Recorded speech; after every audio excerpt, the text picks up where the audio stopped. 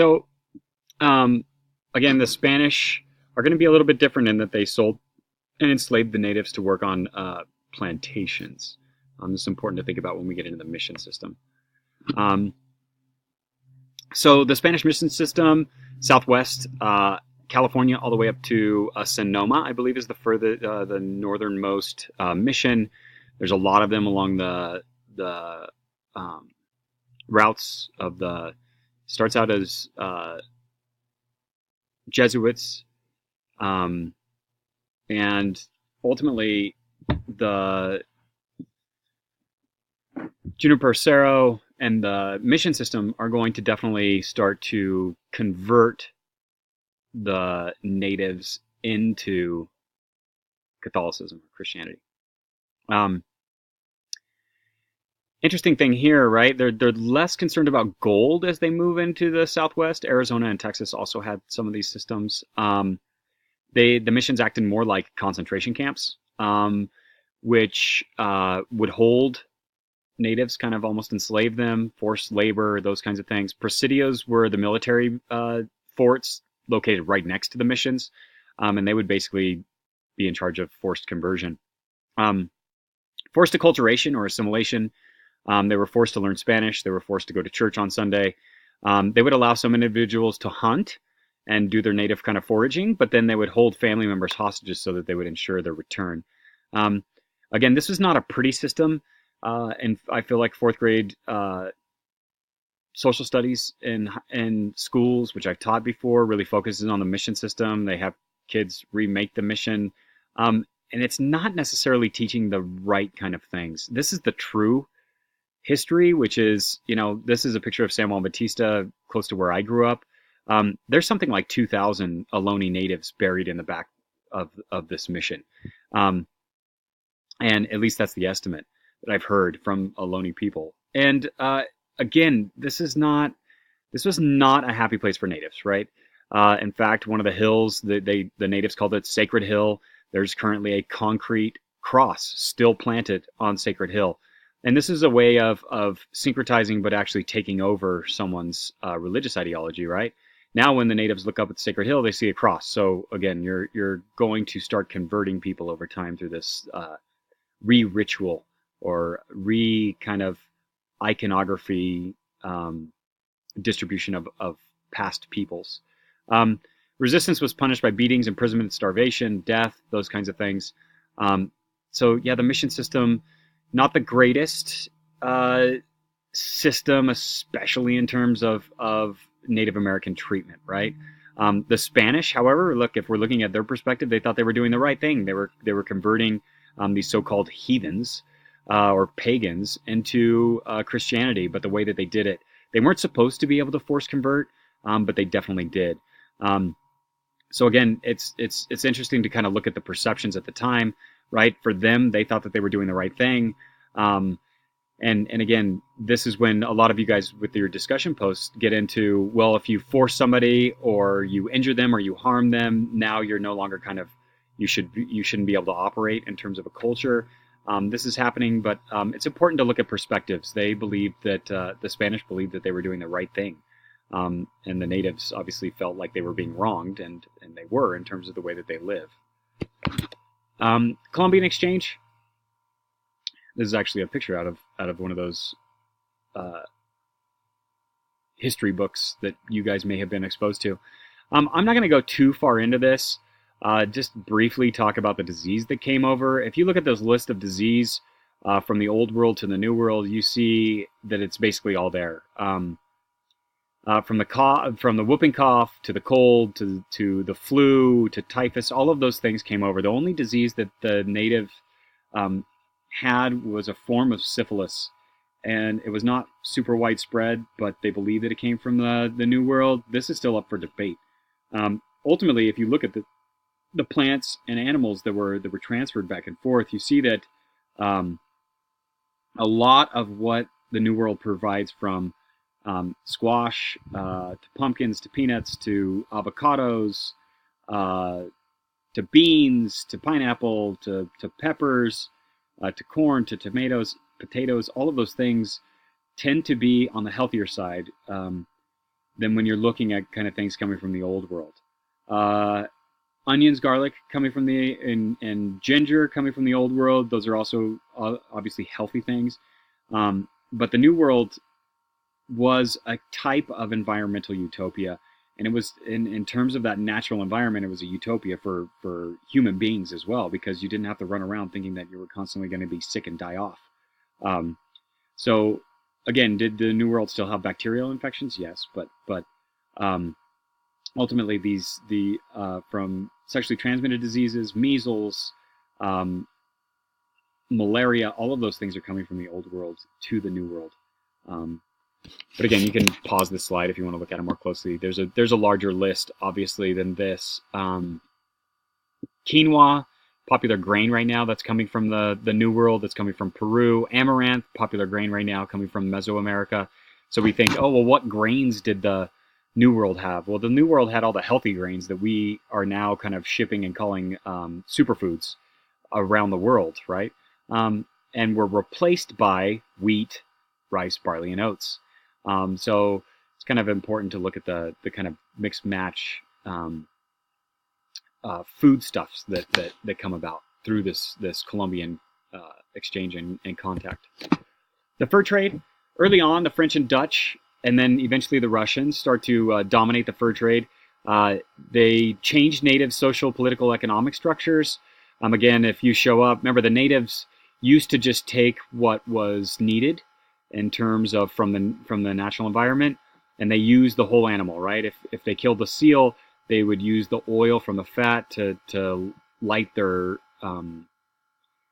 housing.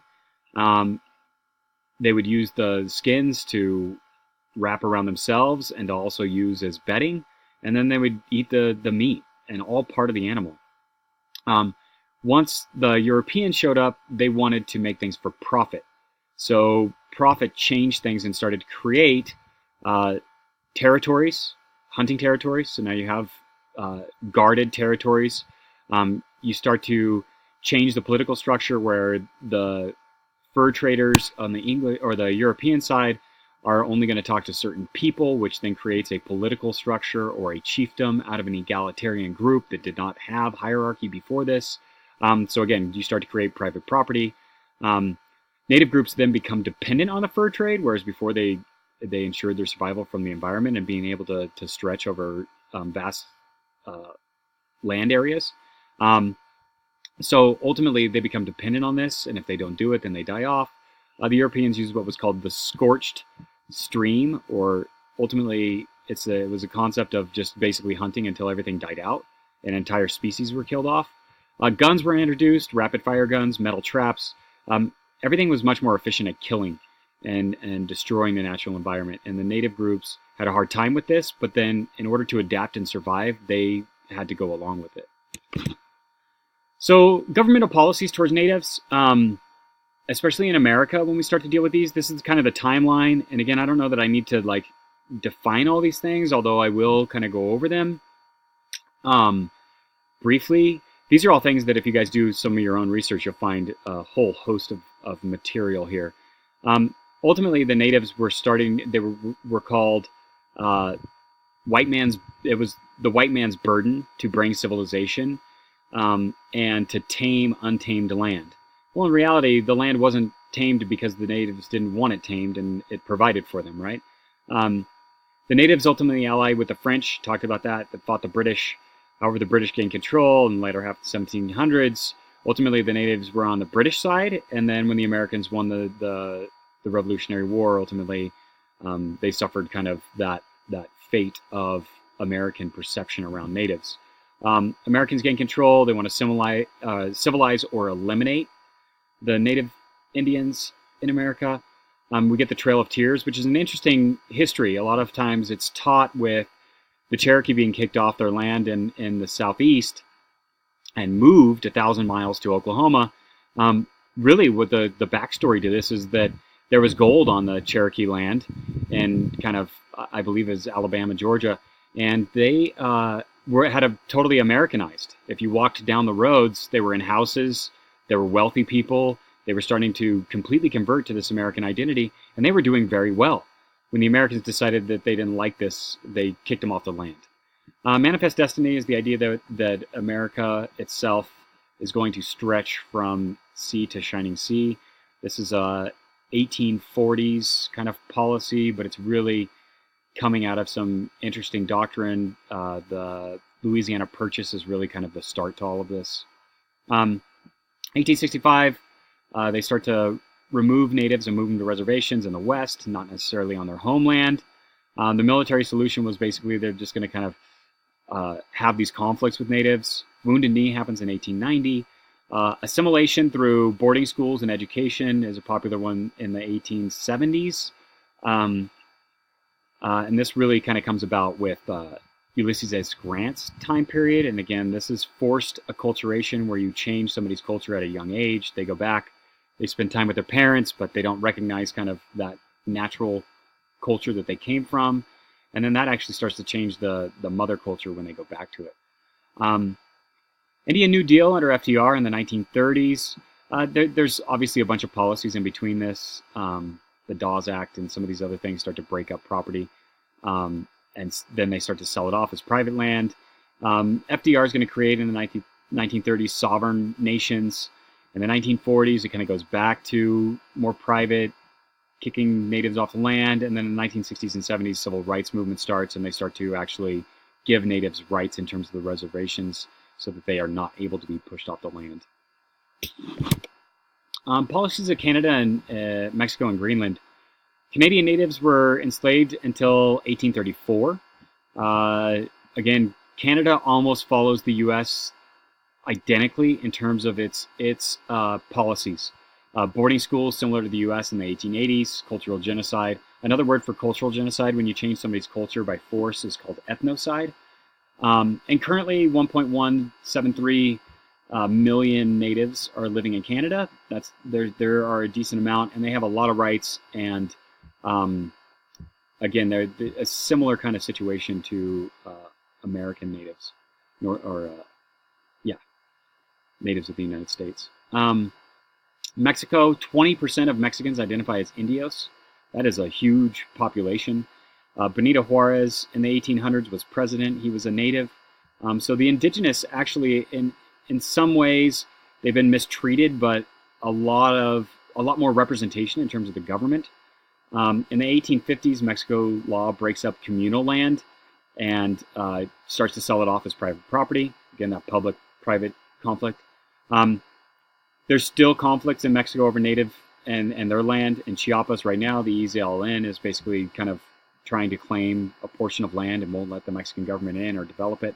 The caste wars in the Yucatan are fascinating. This is I did a lot of research on this when I did my master's thesis.